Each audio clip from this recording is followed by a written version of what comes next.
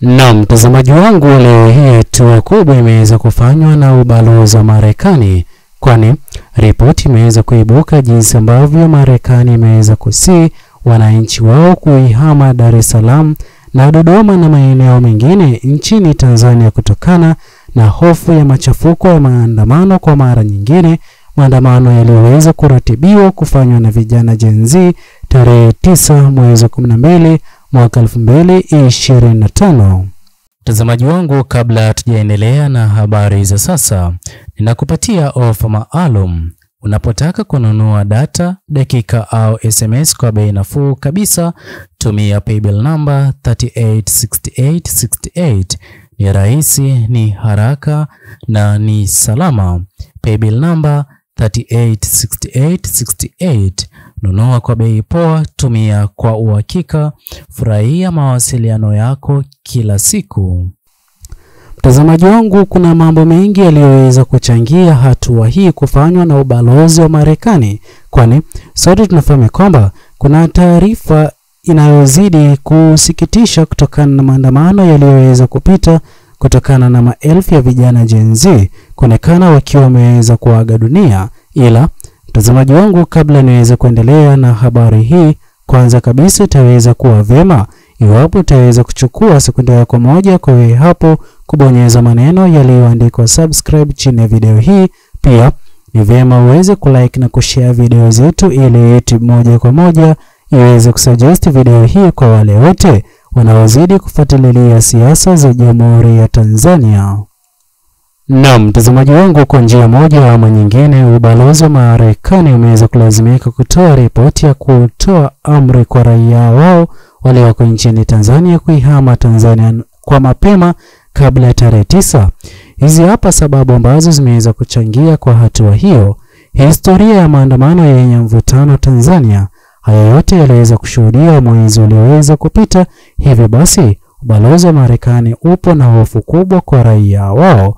Vile vile mtazamaji wangu, kuna wasiwasi kuhusu kufungwa kwa barabara na usumbufu kwa mara nyingine kushuhudiwa kama ulivyoweza kushuhudiwa mapema tarehe 9 mwezi wa 10 mwaka 2025. Hivyo basi hatua hiyo imeweza kuchangia kwa njia moja ama nyingine kwa ubalozi kutoa ripoti na amri ya raia wao walioko nchini Tanzania kutoka na mapema.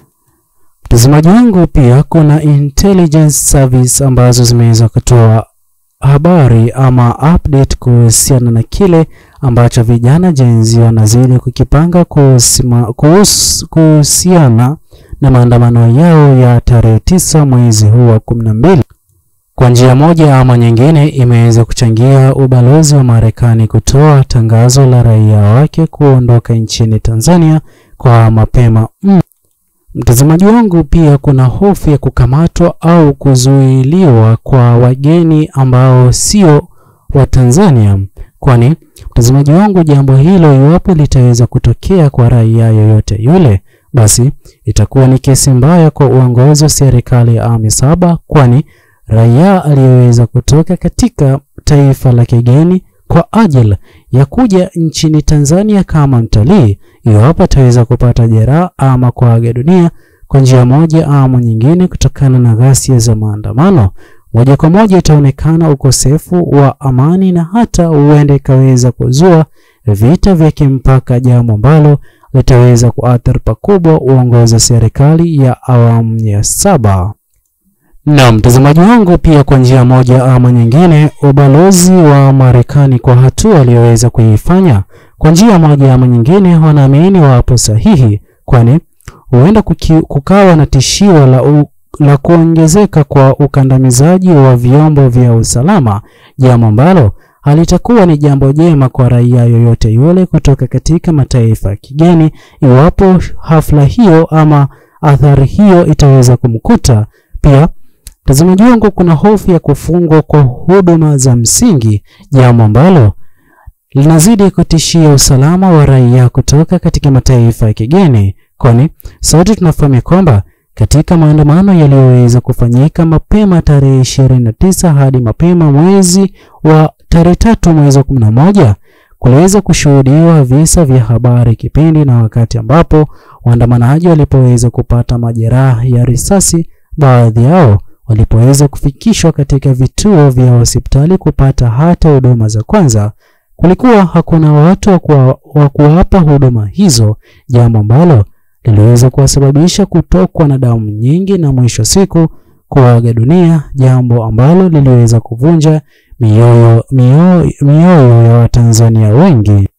Ila mtazamaji wangu, ikumbuke kwamba hivi sasa kuna mzozo unaozidi kuendelea kutokana na wale wanaozidi kudai Rais Mama Samia Suluhu Hassan aweze kufikishwa ICC kwa kesi nzito ambazo zimeweza kufunguliwa dhidi yake, jambo ambalo iwapo raia yoyote yule kutoka katika mataifa ya kigeni ataweza kuwepo katika nchi ya Tanzania tarehe ya maandamano, na iwapo ataweza kupigwa risasi ama kuaga dunia katika njia yoyote ile, huenda ikaweza kusababisha tahadhari ya kawaida ya kidiplomasia, jambo ambalo litaweza kusababisha Jamhuri ya Tanzania kutokuwa katika mahali ambapo mataifa ya kigeni yatakuwa yakitamani kuhudhuria jamhuri hiyo ya Tanzania, na kwa sifa ya utalii basi moja kwa moja itaweza kuathirika pakubwa, hasa kutokana na jinsi ambavyo Jamhuri ya Tanzania inazidi kutegemea uchumi wao kupitia utalii mara kwa mara. Vile vile mtazamaji wangu, kwa njia moja ama nyingine kuna tahadhari ya kawaida ya kidiplomasia, pia kuna msongamano na vurugu zisizoweza kutabirika, kwani sote tunafahamu kwamba katika maandamano yaliyoweza kupita, kwa njia moja ama nyingine waandamanaji waliokuwa wakiandamana waliweza kuweka hadharani kwamba maandamano yao ni ya amani kwa njia moja ama nyingine. Hivyo basi yote yaliyokuwa yakitokea, hasa utumiaji wa nguvu kupita kiasi, ni jambo ambalo halikuweza kutarajiwa. Hivyo basi tuliweza kuona jinsi ambavyo maelfu na mamia ya vijana Gen Z kuaga dunia, wengine wakiwa ni wananchi wa kawaida kuaga dunia kutokana na maandamano hayo. Hivyo basi hivi sasa ni sawa iwapo mataifa ya kigeni yataweza kutoa ilani na kudai kwamba ni vyema raia wao wasiweze kuwepo katika Jamhuri ya Tanzania kabisa kipindi na wakati wa maandamano hayo ya vijana Gen Z.